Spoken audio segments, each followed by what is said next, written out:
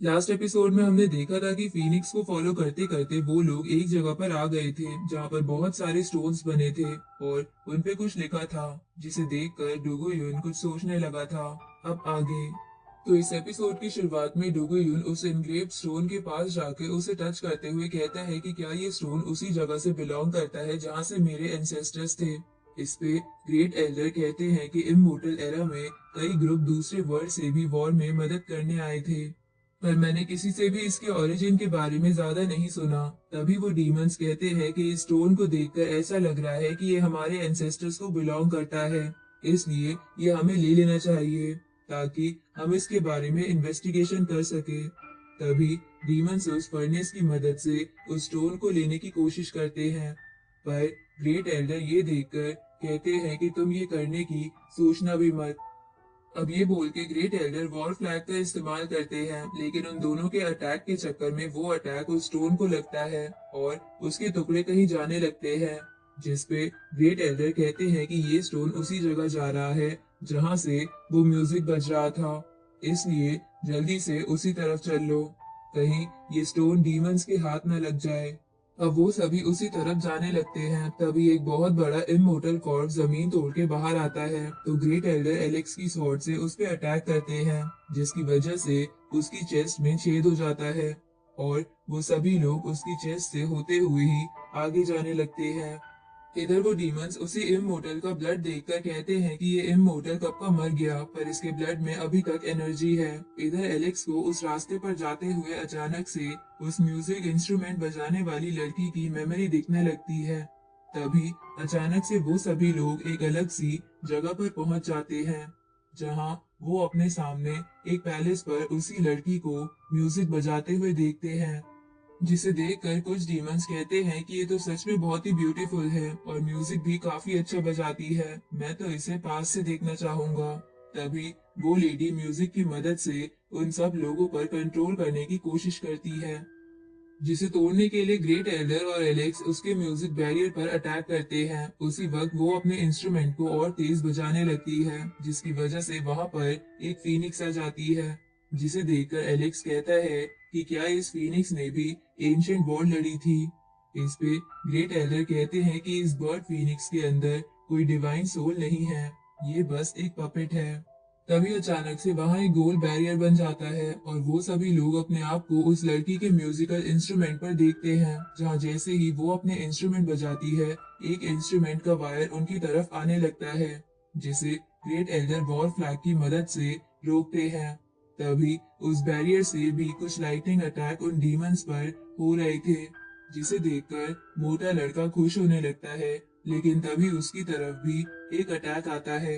तो rabbit girl उससे कहती है कि मोटे थोड़ा कम बोला कर, तेरी वजह से हम पर भी अटैक चालू हो गए। इस पे मोटा लड़का कहता है कि मुझे नहीं पता था कि वो भी तुम्हारी तरह गुस्से वाली है। ये सुन के रैबिट गर्ल उसके पेट में लात मार के उसे दूर फेंक देती है। इधर डीमन एल्डर्स को बहुत ज्यादा गुस्सा आ रहा था और वो उससे वो स्टोन मांगने लगते हैं, जिसके लिए वो अपने फर्नेस का इस्तेमाल करते हैं, पर वो लेडी अपने इंस्ट्रूमेंट से ही उनके अटैक रोक रही थी। तभी अचानक से आसमान में एक क्रैक बच जाता है, जिसे देखकर आन कमांडर कहता है कि जल्दी से मुझे प्रोटेक्ट करो, कहीं मैं इसके अंदर खिंच गया तो मेरा क्या होगा। उसी वक्त ग्रेट एल्डर और बाकी सभी स्टूडेंट्स अपने चारों तरफ बैरियर क्रिएट करने लगते हैं। इधर इस सब की वजह से डीमंस को बहुत गुस्सा आ रहा था, इसलिए वो फिर से अटैक को तैयार करने लगते हैं, जिसे देखकर ग्रेट एल्डर उन्हें बोलते हैं कि बेवकूफ, क्या तुम क्रैक को और बड़ा करके हमें मार डालोगे। लेकिन वो डीमन एल्डर उनकी बात नहीं सुनता और बोलता है कि हम तो इस फर्नेस की मदद से बच जाएंगे, पर तुम सब लोग आज यहाँ मारे जाओगे, तुम बस यहाँ रुककर मरने का इंतजार करो। अब ये बोल के वो डीमंस फिर से अपना अटैक करके एक बड़ा क्रैक बनाते हैं, लेकिन अचानक से जैसे ही वो सब क्रैक के अंदर जाने लगते हैं, सब कुछ वहाँ चेंज हो जाता है और वो लोग अपने सामने एक कॉफिन को देखते हैं, जिसे देखकर एलेक्स कहता है कि लगता है ये सब इल्यूजन था। इधर वो कॉफिन डीमंस के फर्नेस से ब्लड एब्जॉर्ब कर रहा था, जिसे देखकर एक डीमन कहता है कि क्या जिस ट्रेजर को हमारे एंसेस्टर ढूंढ रहे थे क्या वो ये है। उसी वक्त वहां पर वो फीनिक्स और दो डेड इमोर्टल्स आ जाते हैं, जिसे देखकर ग्रेट एल्डर और डीमन एल्डर अपना फर्नेस और वॉर मैप बाहर निकाल लेते हैं। तभी उन पे प्रेशर पड़ रहा था, जिसे वो वॉर मैप और वो फर्नेस रोक रहा था। जिसे देखकर एक डीमन कहता है कि ये फर्नेस तो काफी ज्यादा अनस्टेबल हो रहा है। इधर ग्रेट एल्डर एलेक्स से टेलीपैथी के थ्रू कहते हैं कि लगता है यहाँ से निकलना बहुत ही ज्यादा मुश्किल होगा, पर हमें किसी भी हाल में जल्द से जल्द यहाँ से निकलना होगा। तभी एलेक्स उस मेमोरी के बारे में सोचते हुए मन में बोलता है कि आखिरकार म्यूजिक वाली लड़की किसका सामना कर रही थी। उसी वक्त वो डेड इमोर्टल्स उन डीमंस पर अटैक करने लगते हैं और एक प्लेनेट भी उनकी तरफ फेंकते हैं, जिसे देखकर वो डीमन एल्डर्स कहते हैं कि जल्दी से एक साथ मिलके उस फर्नेस को अपनी फुल कैपेसिटी पर चलाओ। सबसे पहले हमें यहाँ से बचना होगा, ट्रेजर तो हम कैसे भी ढूंढ लेंगे। तभी वो लोग उस फर्नेस से उनके अटैक और उन डेड इमोर्टल्स को भी खत्म कर देते हैं। तभी वो अटैक आकर उस बर्ड फीनिक्स को लगता है, जिससे वो घायल होकर नीचे गिर जाती है। इधर अचानक से उस फर्नेस के अंदर दिखने लगता है, जिसके अंदर वही इंस्ट्रूमेंट वाली लड़की थी, जिसे देखकर मोटा लड़का कहता है कि अभी अभी मैंने कितना कुछ एक्सपीरियंस करा। ये लड़की हम पर अटैक भी कर रही थी, पर अगले ही पल ये कॉफिन के अंदर है। इसके माथे पर जो लाइट चमक रही है, उसे देखकर लग रहा है कि ये लड़की रिवाइव होने वाली है। तभी ग्रेट एल्डर कहते हैं कि इस जगह पर कुछ जादू है, ये जगह मरे हुए लोगों को एक नए पर्सन के रूप में जिंदा कर देती है। तभी वो इंस्ट्रूमेंट वाली लड़की भी ऐसे ही खड़ी हो जाती है और उन सबसे कहती है कि किसने मुझे डिस्टर्ब करा। तभी उसे वो फर्नेस दिखता है, जिसे देखकर वो बोलती है कि ये फर्नेस मैंने कहीं देखा है, पर मैं अपनी सारी मेमोरीज भुला चुकी हूँ। तभी वो लेडी अपने अटैक से उस फर्नेस की ताकत को बंद कर देती है। तभी मोटा लड़का उस लड़की से कहता है कि क्या आपने ही इनके डीमन एंसेस्टर्स को हराया था, आपको फिर से हमारा साथ देना होगा, क्योंकि एक बड़ी वॉर फिर से होने वाली है।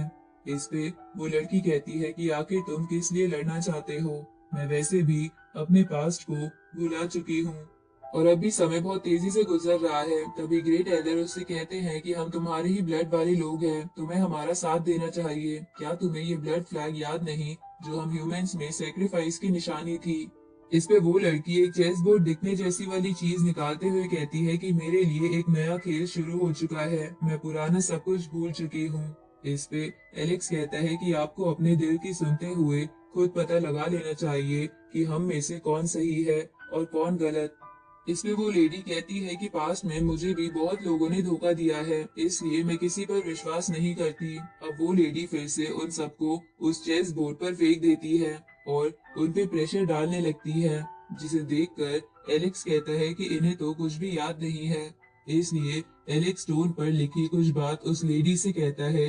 इस पे वो लड़की कहती है कि जल्दी से यहाँ से निकल जाओ, एक वॉर जल्दी आने वाली है।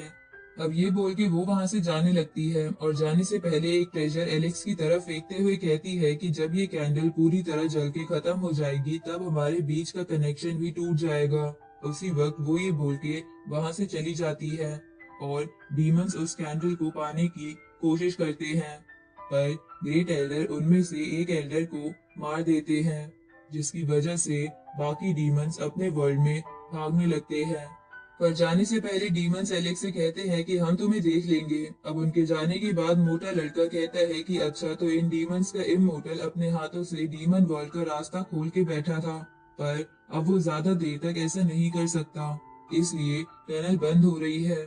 इस पे ग्रेट एल्डर कहते हैं कि जो टनल बंद हुई है वो फिर से भी खुल सकती है, इसलिए हमें अर्जेंट में मीटिंग बुलानी होगी, इसलिए जल्दी से अपनी एकेडमी चलो। इधर अचानक से हम दो पर्सन्स को वही चेस जैसा गेम खेलते हुए देखते हैं, जो बोल रहे थे कि पता नहीं आगे कौन आने वाली कैलेमिटी को झेल पाएगा। इधर एलेक्स अपने दोस्तों के साथ एकेडमी में आ जाता है, जिसे देखकर कुछ एकेडमी के स्टूडेंट्स एलेक्स से पूछते हैं कि क्या वॉर फिर से सच में शुरू हो गई है। इस पे एलेक्स कहता है कि हाँ, फॉरेन डीमंस ने टनल को एक बार तो खोल लिया है और वो फिर से खुल सकती है। तभी वैन क्लैन का एक बंदा एलेक्स से कहता है कि अगर वॉर शुरू हो गई तो तुम डर के मारे यहाँ क्यों भागकर आ गए। इस पे मोटा लड़का उस पर्सन से कहता है कि तुम्हें इससे क्या मतलब है, अगर तुम्हें किसी पे हुक्म झाड़ना है तो जाकर अपनी वैन फैमिली में करो, तुम्हें तो हमने लड़ाई के बीच देखा ही नहीं, तुम लोग बस यहाँ पर बैठे हुए थे। तभी एक वैंग फैमिली का पर्सन नाइन्थ एंसेस्टर की बेइज्जती करने के चक्कर में मोटे लड़के पर गुस्सा करने लगता है। इस पे रैबिट गर्ल कहती है कि तुम लोग कौन होते हो हमें कंट्रोल करने वाले। तभी बाकी स्टूडेंट्स भी उन लोगों पर आरोप लगाते हुए कहते हैं कि जब बाकी सब डीमन से लड़ रहे थे तो ये लोग यहाँ पे आके दूसरी एकेडमी के ट्रेजर चुरा रहे थे। इस पे नाइन्थ एंसेस्टर गुस्से में बोलता है कि हम बस इन्वेस्टिगेशन कर रहे थे। इस पे एलेक्स कहता है कि अगर ऐसा है तो मैं भी तुम्हारे क्लैन के डिवाइन ट्रेजर को इन्वेस्टिगेट करना चाहूंगा। अब ये बोल के एलेक्स और उसके दोस्त एक साथ अटैक मिला के उस पे अटैक करते हैं, जिसे देखकर वो नाइन्थ एंसेस्टर पुरानी बात याद करते हुए सोचता है कि एलेक्स के पास इटर्नल बुक है, हमें वो पानी ही होगी। ये बोल के वो अपने ड्रैगन्स को बाहर निकालता है, पर तभी वहां आर्ट कमांडर अपने साथियों के साथ आके उन लोगों पर अटैक कर देता है और उस एंसेस्टर को भी मार देता है। और इसी के साथ ये एपिसोड यहीं खत्म होता है।